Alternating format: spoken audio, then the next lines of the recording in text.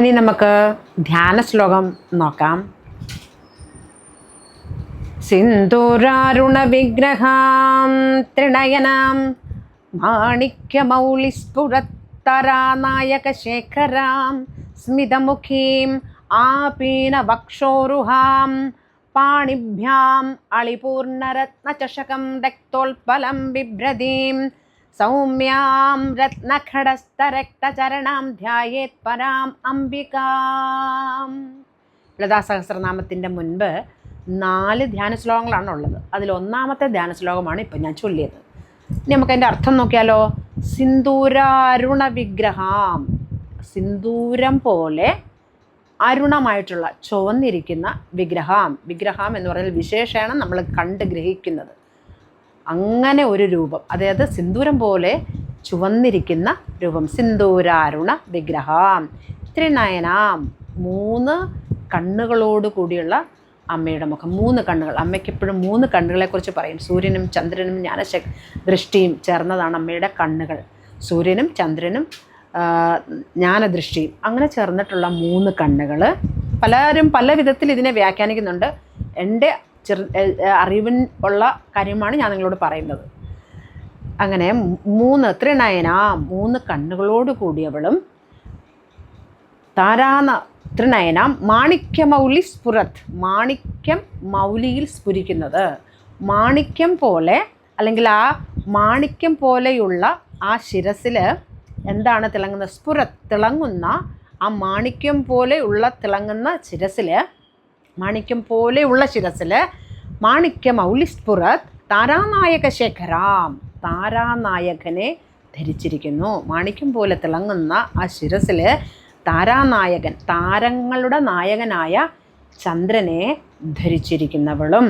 താരാനായക ശേഖരാം സ്മിതമുഖീം, സ്മിതമുഖീം എപ്പോഴും മന്ദസ്മിതം തൂകുന്ന, അല്ലെങ്കിൽ പുഞ്ചിരിച്ചുകൊണ്ടിരിക്കുന്ന, ആപീനവക്ഷോരുഹാം, എപ്പോഴും ചിരിച്ചുകൊണ്ടിരിക്കുന്നവളും.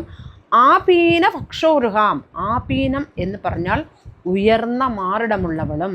അതായത് അമ്മയെ നമ്മളെപ്പോഴും നമ്മുടെ ലോകമാതാവായിട്ടാണ് നമ്മൾ കാണുന്നത്. അപ്പം ഈ ലോകത്തിലുള്ള സർവ്വ ജീവജാലങ്ങൾക്കും മുലപ്പാൽ അല്ലെങ്കിൽ സ്തന്യം നൽകുവാൻ വേണ്ടി അമ്മ തൻ്റെ മാറിടത്തിൽ സ്തന്യത്തെ വഹിച്ചുകൊണ്ടിരിക്കുന്നതാണ്. ആപീന വക്ഷോരുഹാം, നിറഞ്ഞ് തുളുമ്പി അല്ലെങ്കിൽ ഉയർന്നു നിൽക്കുന്ന മാറിടത്തോടു കൂടിയവളും.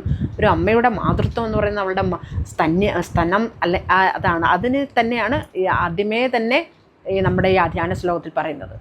ആപീന വക്ഷോരുഹാം പാണിഭ്യാം, പാണിഭ്യാം, പാണികൾ എന്ന് പറഞ്ഞാൽ കൈകൾ. പാണിഭ്യാം അളിപൂർണ രത്ന ചഷകം, അളിപൂർണ രത്ന ചഷകം, വണ്ടുകൾ ആർക്കുന്ന രത്നം പതിച്ച ഒരു ചഷകം ഇരിക്കുന്ന ഒരു കുംഭം.